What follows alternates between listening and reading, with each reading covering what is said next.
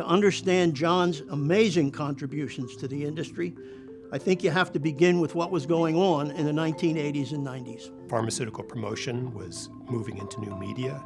DTC was becoming popular. And the regulatory organizations of the time at the FDA were kind of figuring out how to regulate it appropriately.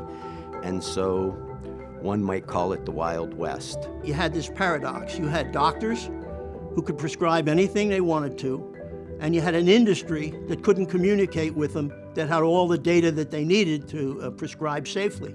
And certainly there are different factions, including those of us working with the manufacturers and those of us in advertising, that had our own perspectives. And I think we had a lot of clash at the beginning. But as soon as those kinds of things started to get highly regulated, it became really important that we built a coalition from our side of the business to make sure that our freedom of speech was protected.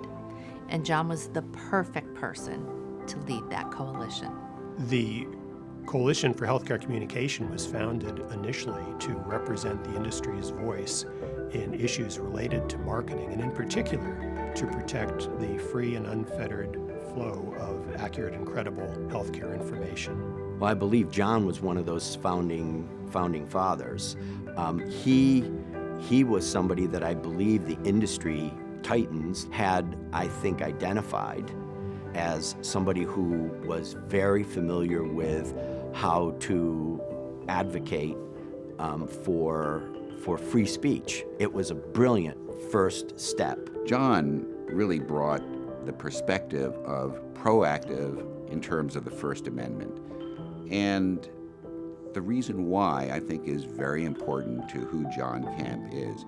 He is a First Amendment absolutist. Philosophically, I think that John's a patriot and truly a lover of the Constitution, and certainly the First Amendment is a core of that document and that belief system. Well, I think John's major contribution in those days was a real orientation towards being an advocate for the First Amendment and applying that First Amendment freedom of speech to what we were doing in healthcare advertising, and specifically direct-to-consumer advertising at the time. John marshaled facts, polls, surveys, and even data within the FDA itself to make the case to persuade the FDA that DTC advertising, in fact, was beneficial to patients. And ultimately, the facts carried the day. The legacy of the first battle with the FDA taught us that democracy, John used to say, democracy is not a spectator sport. You have to engage and get involved. And we learned early on, advocacy makes a difference.